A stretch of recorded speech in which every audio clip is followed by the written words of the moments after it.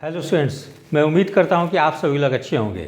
आज मैं आपको बिहार कर्मचारी चयन आयोग यानी बीएसएससी के द्वारा सिटी मैनेजर की यानी नगर प्रबंधक की जो विज्ञापन फरवरी माह में जारी होने वाली है उसके बारे में बताने जा रहा हूं कि उसमें कुल कितनी पोस्ट रह सकती है, एजुकेशनल क्वालिफिकेशन क्या होगी, साथ में कट ऑफ एज की कट ऑफ क्या रहेगी और भी एग्ज़ाम की पैटर्न क्या रह सकती है, ये सब मैं आपको बताने जा रहा हूँ। और ये जो मैं आपको सब कुछ एजुकेशनल क्वालिफिकेशन या कट ऑफ एज क्या रह सकती है या एग्ज़ाम की पैटर्न क्या रहेगी, इसके पूर्व यह वैकेंसी जो थी सिटी मैनेजर की 2016 में निकली थी, तो उसी समय जो विज्ञापन निकली थी उसी के आधार पर बताने जा रहा हूँ कि इसकी क्वालिफिकेशन क्या रह सकती है, एज कब से काउंट होगी और एग्ज़ाम की पैटर्न क्या रह सकती है।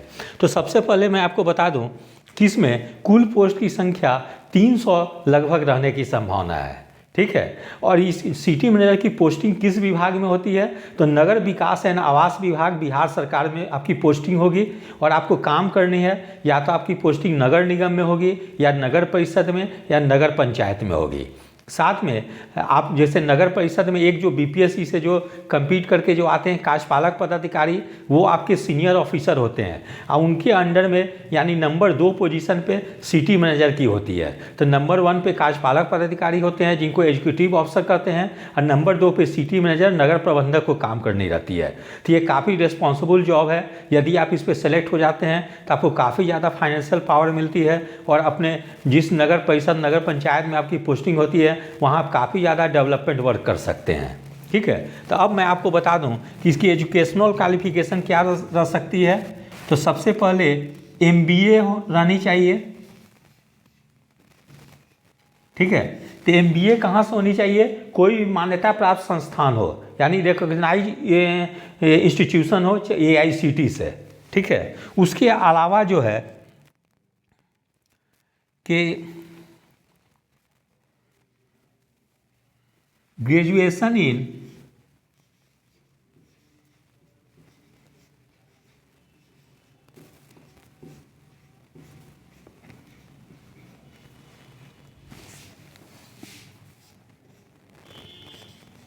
पब्लिक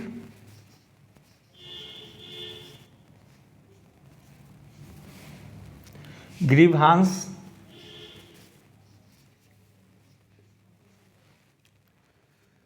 गवर्नेंस, पब्लिक गवर्नेंस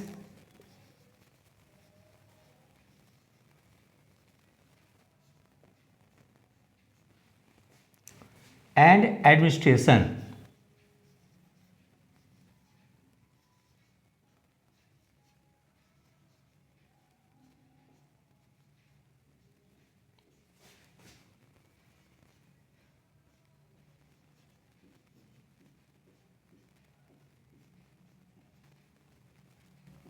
या ग्रेजुएशन इन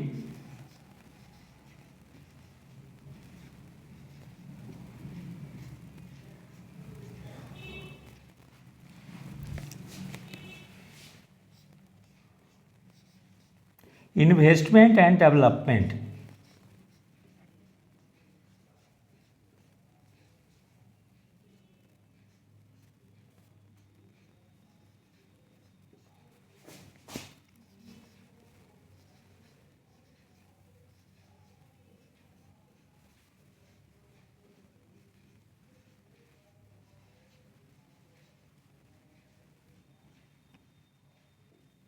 ठीक है। तो ये जो मैं एजुकेशनल क्वालिफिकेशन आपको बता रहा हूँ, ये जो 2016 में जो नोटिफिकेशन निकली थी सिटी मैनेजर की उसके आधार पर बता रहा हूँ, उसमें एजुकेशनल क्वालिफिकेशन यही थी, ठीक है। अब मैं आपको महत्वपूर्ण चीज़ बता दूँ कि इसमें एज लिमिट क्या रहती है।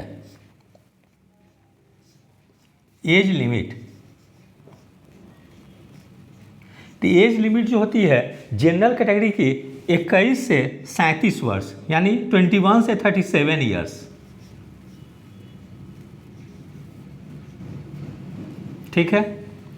जबकि ये हो गई जनरल कैटेगरी की। फिर हो गई ओबीसी ईबीसी की कितनी होगी, 21 से 40 ईयर्स,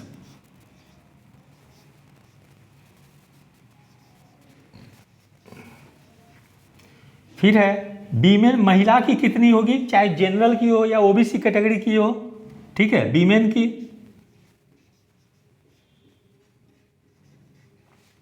21 से 40 ईयर्स,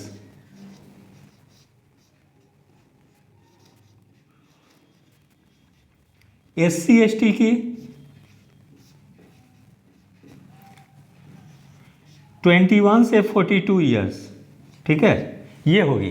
अच्छा एक चीज़ मैं और आपको बता दूं, इस पे एज जो काउंटिंग जो होगी वो कब से होगी, तो चूंकि ये विज्ञापन इसके पूर्व 2016 में निकली थी और उस समय 1/8/2016 से एज की काउंटिंग हुई थी, तो इसकी विज्ञापन अब 2025 में आने वाली है, तो इसकी उम्र की जो मैक्सिमम एज जो काउंटिंग जो होगी, पिछले बार अगर 1/8/2016 से काउंट हुई थी, तो इस बार इस विज्ञापन के लिए 2025 में जो विज्ञापन आएगी उसके लिए एज की काउंटिंग मैक्सिमम जो होगी वो 1/8/2017 हो जाएगी, क्योंकि समान प्रशासन का सर्कुलर 23 जनवरी 2006 का मतलब गाइडलाइंस है कि यदि पूर्व के विज्ञापन और वर्तमान विज्ञापन में अगर डिफरेंस होती है तो एज की काउंटिंग जो होगी, पिछले बार जो विज्ञापन आई थी उस समय जो एज की काउंटिंग हुई थी उसके अगले वर्ष से एज की काउंटिंग होगी।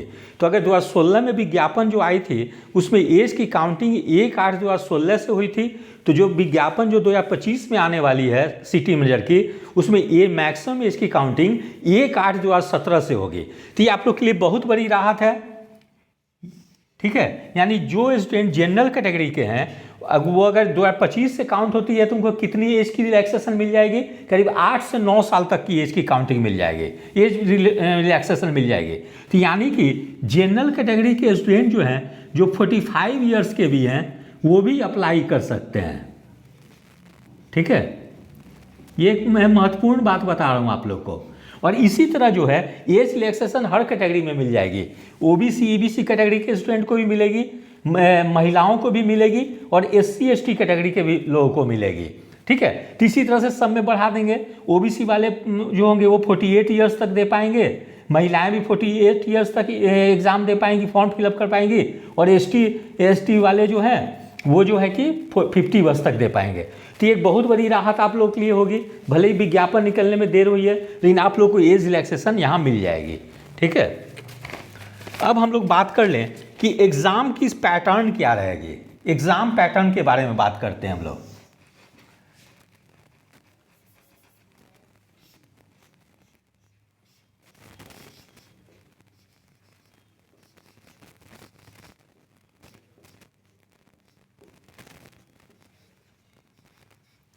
एग्ज़ाम पैटर्न क्या होगी, तो 100 मार्क्स की आपकी जो है एग्ज़ाम जो होगी उसमें 100 क्वेश्चन आपको पूछी जाएगी, ठीक है। और एक क्वेश्चन जो होगी वो 0.7 मार्क्स की होगी, ठीक है। तो यानी 100 क्वेश्चन जो होंगे वो जो होगी एक क्वेश्चन 0.7 मार्क्स की होगी, यानी 70 मार्क्स की जो होगी वो रिटेन एग्जाम्स होंगे, ठीक है। यहाँ पे ध्यान देंगे कि एक क्वेश्चन की वैल्यू जो होगी 0.7 मार्क्स होगी, तो 100 क्वेश्चन इंटू 0.7 कर देंगे तो 70 मार्क्स की आपकी रिटेन एग्जाम्स हो जाएगी। और बाकी बची 30 मार्क्स, तो ये जो 30 मार्क्स जो होंगे ये एक्सपीरियंस के आधार पे दी जाएगी, ये 30 मार्क्स जो है एक्सपीरियंस के आधार पे दी जाएगी वेटेज, ठीक है। तो ये एक्सपीरियंस किनकी काउंट होगी, तो जो इसके पहले जो है कि सिटी मैनेजर के रूप में कॉन्ट्रैक्ट पे काम कर रहे हो, जैसे एक सबसे पहले सिटी मैनेजर की बहाली 2008-9 में हुई थी, तो वो लोग काम कर रहे होंगे अभी तक, तो उन लोगों को 30 मार्क्स की वेटेज मिलेगी, प्लस एक सिटी मैनेजर की नियुक्ति उसके बाद भी शायद नहीं, उसके बाद अभी नहीं हुई, अभी तो मतलब उन लोगों को जस्ट ज्वाइनिंग लेटर मिली है, ठीक है। तो इसका मतलब कि 2008-9 में जो सिटी मैनेजर के रूप में जो सिलेक्टेड हुए हैं उन लोगों को यहाँ पे काफ़ी बेनिफिट मिलेगी कि 30 मार्क्स की उन लोग को जो है कि यहाँ पे उन लोग को वेटेज मिल जाएगी। लेकिन उन लोग की वर्क प्रेशर काफ़ी ज़्यादा रहती है, इसलिए लोग को पढ़ने का बिल्कुल समय नहीं मिलती है, इसीलिए कॉन्ट्रैक्ट पे जो लोग वर्किंग हैं उन लोगों को 30 मार्क्स की वेटेज दी गई है। इसलिए जो न्यू स्टूडेंट है यदि वो इस फॉर्म को फिलअप करते हैं तो उन लोग को रिटेन एग्जाम में ज़्यादा मतलब हार्ड वर्क करने की ज़रूरत पड़ेगी, जिससे कि वो ज़्यादा अगर मार्क्स ले पाएंगे तभी जो है कि वो लोग सेलेक्ट हो पाएंगे। नहीं तो अगर ये लोग अगर सपोज कि 40 नंबर भी लाते हैं अगर जो वर्किंग है, तो 30 मार्क्स जो जाती है तो 40 + 30 मार्क्स 70 मार्क्स इनकी ऐसे ही हो जाएगी, और आपको जो है कि रिटेन में बेहतर करके 70% मार्क्स लानी है, तब आप सेलेक्टेड होंगे। तो इस तरह से जो लोग ऑलरेडी वर्किंग हैं उन लोग को यहाँ पे काफ़ी ज़्यादा बेनिफिट मिलेगी। ठीक है। अच्छा, अब मैं थोड़ा सा सिलेबस बता दूं इसको आपको। ये सारा कुछ मैं आपको जो पिछले बार 2016 में जो नोटिफिकेशन आई थी उसी के आधार पे बता रहा हूँ। ठीक है। अब इसमें सिलेबस क्या रह सकती है,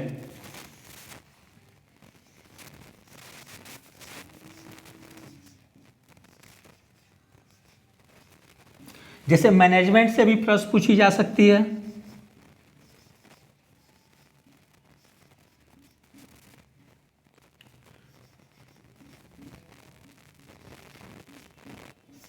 मैनेजमेंट से भी करीब 100 में से क्वेश्चन में से 15-20 क्वेश्चन मैनेजमेंट से रह सकती है। ठीक है। उसके अलावा हिस्ट्री से भी प्रश्न रह सकती है, पॉलिटी से रह सकती है, ज्योग्राफी से रह सकती है, साइंस से रह सकती है, इकोनॉमिक्स से, करेंट अफेयर से। ठीक है। तो इतने सेक्शन से मैं समझता हूँ कि कैसी कहता है कि क्वेश्चन आपसे पूछी जा सकती है। तो एक बहुत बड़ा अपॉर्चुनिटी है आप लोग के लिए, जो विशेषकर जो MBA किए हुए हैं या ये सब डिग्री रखते हों, इन्वेस्टमेंट एंड डेवलपमेंट में अगर ग्रेजुएशन किए हों, तो वो इस फॉर्म को जरूर से अप्लाई करेंगे, क्योंकि प्रोफेशनल डिग्री में अगर किसी एग्ज़ाम में मांगी जाती है तो बहुत सारे स्टूडेंट नहीं अप्लाई करते हैं, क्योंकि वो लोग प्राइवेट सेक्टर में जॉब करते रहते हैं। इसलिए जो भी स्टूडेंट इसके लिए एलिजिबल हैं वे लोग ज़रूर से अप्लाई करें। थोड़ी सी भी मेहनत करेंगे तो उन लोग को सेलेक्ट होने की काफ़ी संभावना होगी, और ये काफ़ी मतलब जो है कि अच्छी जॉब है। काफ़ी ज़्यादा आपको फाइनेंशियल पावर और डेवलपमेंट वर्क करने की आप लोग की अपॉर्चुनिटी रहती है, और आप लोग काफ़ी बेहतर परफॉर्म कर सकते हैं अपने एरिया में। तो यदि आप सभी लोग को मेरा चैनल अच्छा लगा हो, इसे लाइक से और सब्सक्राइब करें। धन्यवाद। Take care.